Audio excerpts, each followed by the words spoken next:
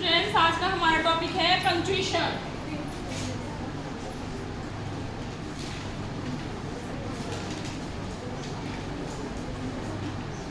Punctuation को हिंदी में क्या बोलते हैं? विराम चिन्ह।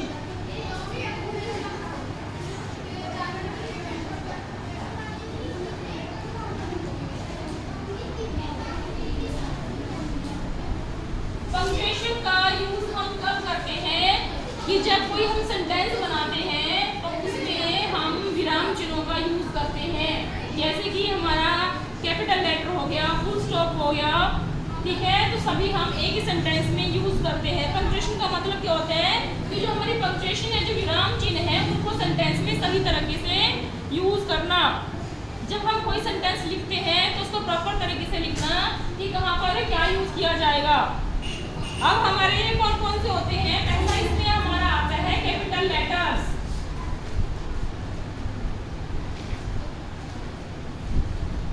कैपिटल लेटर्स, मान लीजिए सेंटेंस है Ram is a good boy. Ram is a good boy. आप देखो, हम जैसे हमारा पॉइंट्स है उसी के हिसाब से करेंगे। कैपिटल लेटर का मतलब होता है बड़े अक्षर में लिखना। इसका मतलब है कि जब भी हम कोई सेंटेंस लिखते हैं तो उसका पहला अक्षर हमेशा क्या होगा? बड़ा होगा। वहां पर कैपिटल लेटर का यूज होगा, ठीक है। कोई भी लाइन लिखेंगे वहां पर हम कैपिटल लेटर में इसको स्टार्ट करेंगे। दूसरा, हम कैपिटल लेटर कहाँ यूज करते हैं भाई? हम यूज करते हैं प्रॉपर नाउन में। प्रॉपर नाउन और कहां पर यूज करते हैं प्रॉपर नाउन के अलावा? हम एडजेक्टिव, ठीक है, प्रॉपर नाउन और प्रॉपर एडजेक्टिव।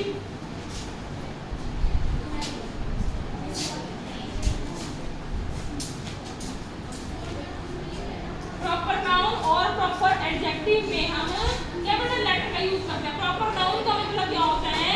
किसी चीज का प्रॉपर नाम। जैसे नाम है, यहाँ पर नाम एक प्रॉपर नाम है, किसी बैंक का नाम, किसी जगह का नाम, तो उसको हम बोलते हैं प्रॉपर नाम। उसका जो फर्स्ट लेटर होगा हमेशा कैपिटल होगा। वैसे ही हमारा होता है प्रॉपर एडजेक्टिव। प्रॉपर एडजेक्टिव जैसे एग्जांपल है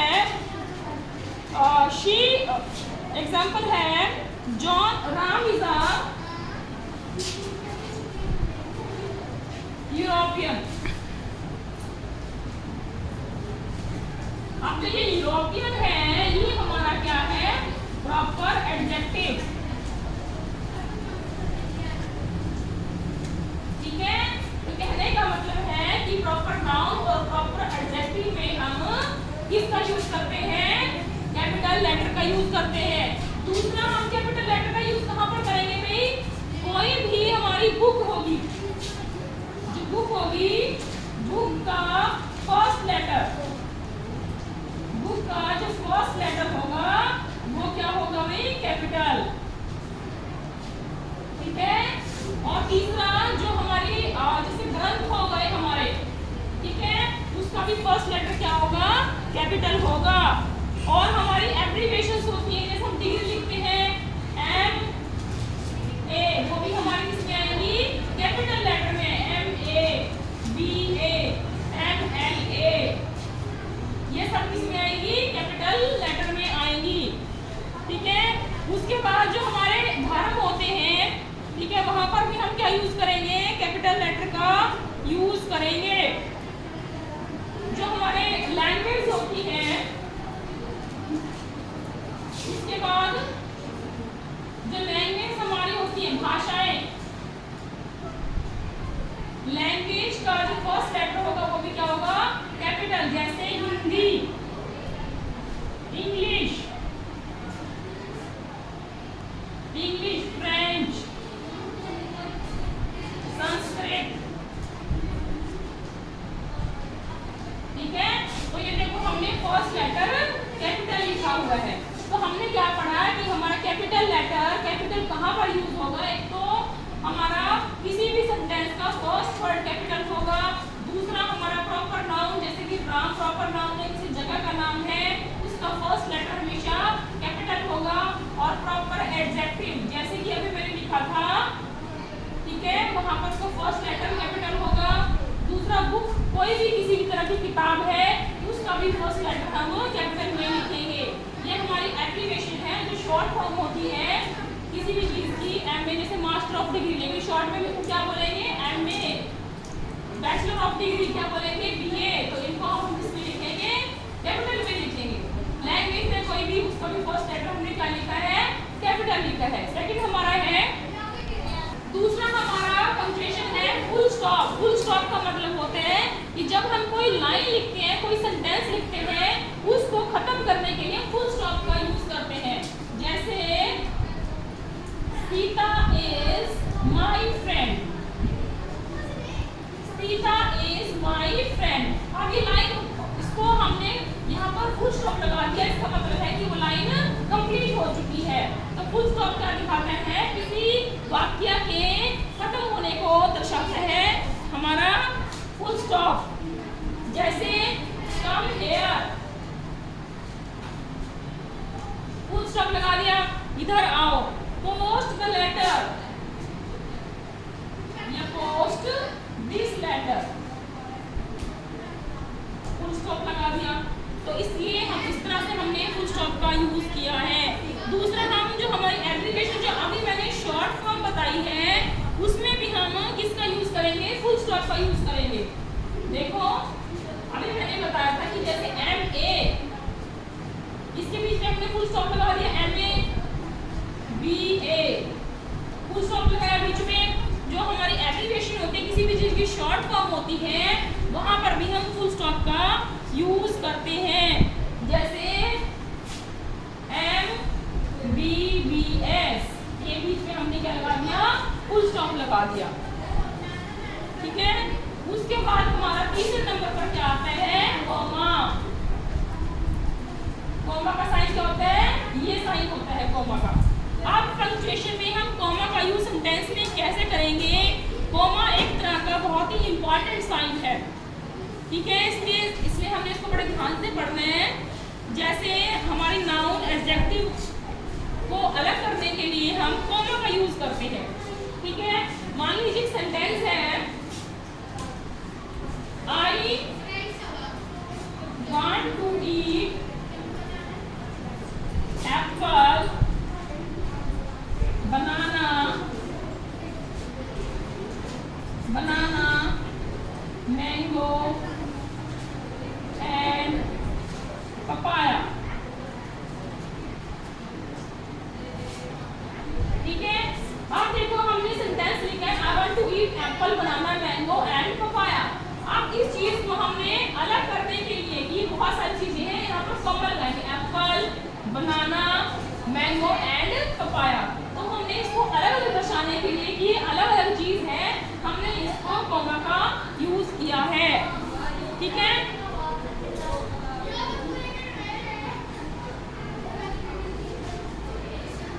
अब देखो अगला हमारा एग्जांपल है, I want a pen, pencil, ink, a few books and some papers and tables।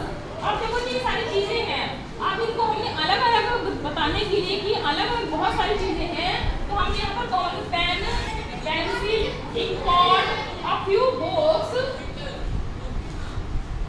some papers and tables। अब ये इतनी सारी चीजों को हमने अलग अलग दिखाने के लिए कॉमा का यूज किया है। तो हम कॉमा का यूज कहाँ पर करते हैं, यस और नो के बाद, ठीक है। यस और नो जिस सेंटेंस में आता है वहां पर भी हम कॉमा का यूज करते हैं। जैसे ये सेंटेंस है,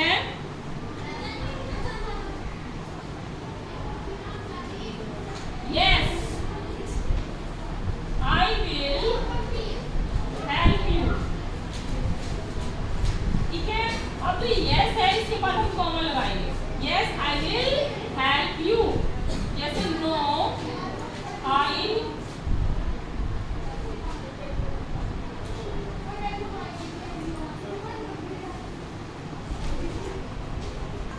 अब देखो यहाँ पर नो, नो के बाद हमने कॉमा लगाया, I can not do this work.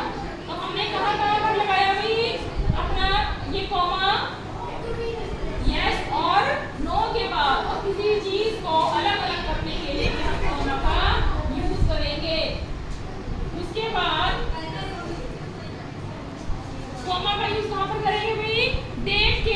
यहाँ पर हमारी डेट मेंशन होती है, डेट को मेंशन करने के लिए, ठीक है, डेट को मेंशन करने के लिए, जैसे मई 10, यानी कि 10 मई है, मई 10 के बाद कॉमा, उसके बाद 2023, ठीक है।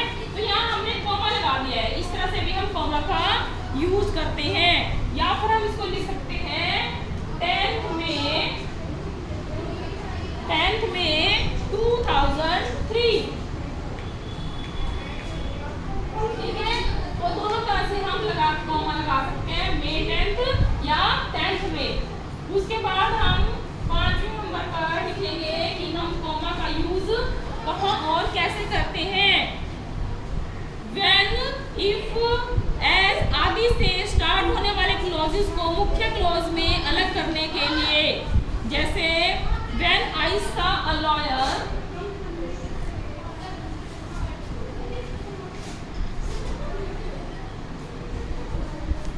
देखो उसके बाद हम सही यूज करेंगे when I saw a lawyer I ran away, यानी कि इसमें ये बताया गया है कि जब when, if, as से अगर कोई सेंटेंस शुरू होता है तो जो क्लॉज होती है उसको मुख्य क्लॉज से अलग करने के लिए, अभी हमारा सेंटेंस एक व्हेन से शुरू है,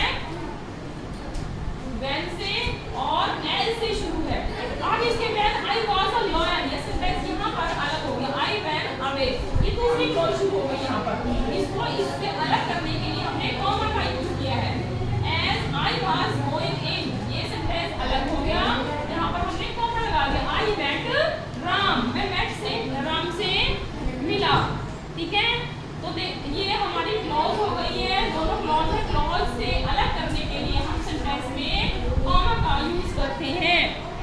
और उसके बाद हम कहाँ पर यूज करते हैं, डायरेक्ट नरेशन में, डायरेक्ट नरेशन में, ठीक है। जैसे Ram said I am going to Delhi, Ram ने कहा कि वो दिल्ली जा रहा है। अब देखो राम सेड, ये हमारी क्या होगी, रिपोर्टेड वर्ब, रिपोर्टेड वर्ब और रिपोर्टेड स्पीच के बीच में हम क्या यूज करेंगे, कॉमा का यूज करेंगे। तो ये हमारे थे कॉमा के यूजेस। उसके बाद हमारा अगला सेंटेंस है क्वेश्चन मार्क। उसके बाद हमारा क्या है अगला punctuation, question mark. Question mark का मतलब क्या होता है, अगर हम किसी को क्वेश्चन पूछते हैं तो लास्ट में हम क्वेश्चन मार्क का यूज करते हैं, जैसे what are you doing, what are you doing, last में क्वेश्चन मार्क लगा दिया। एग्जाम में ऐसे ही आ जाएगा, तुम्हारे पास एग्जाम में आएगा ऐसे आ जाएगा, व्हाट आर यू डूइंग। अगर व्हाट लगा है तो एक्चुअली वो क्या वर्ड क्या है, क्वेश्चन वर्ड है, लास्ट में हमें क्या लगाना है, उसके क्वेश्चन वर्ड ही लगाना है। Who are you, who are you, यहाँ पे हमने क्या लगा दिया, क्वेश्चन वर्ड लगा दिया। तो क्वेश्चन वर्ड तो इजी है समझना, ठीक है, कि जहाँ पर हमारे कोई क्वेश्चन पूछ रहा है वहाँ पर हमने क्वेश्चन मार्क का साइन अप्लाई करना है। नेक्स्ट हमारा है inverted commas, commas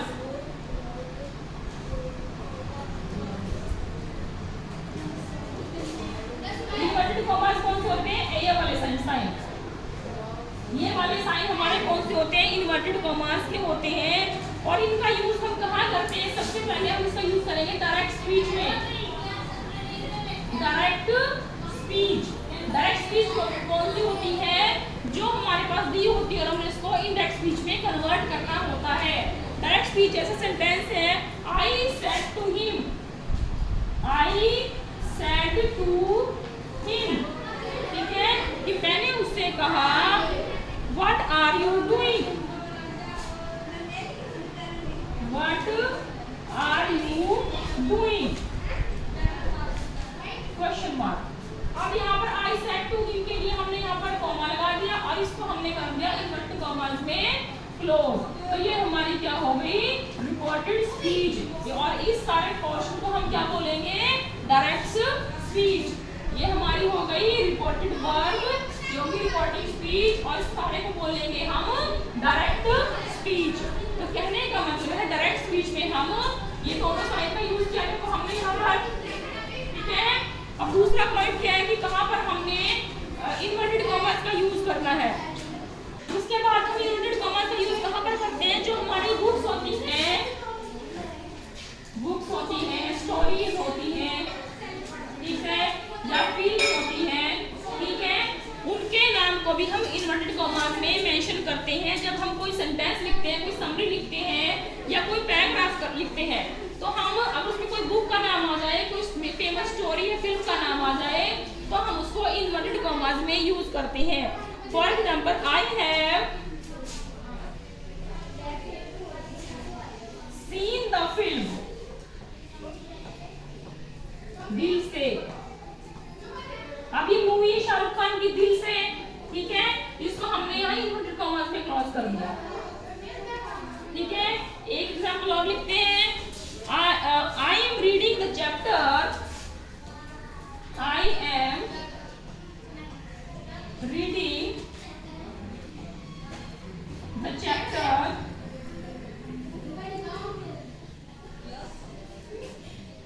the last lesson, ठीक है। अब ये लेसन का चैप्टर का नाम लिखा है, इसको भी हमने कहा कैसे मेंशन किया, इन्वर्टेड कॉमास में, ठीक है। इससे हमें अगर किसी चीज को हाईलाइट करना है तो उसको हाईलाइट करने के लिए हम उसको इन्वर्टेड कॉमास में कन्वर्ट कर देंगे। तो ये हमारा था इन्वर्टेड कॉमास का चैप्टर। उसके बाद हमारा है एपोस्ट्रोफी, जो हम कल करेंगे। Thank you.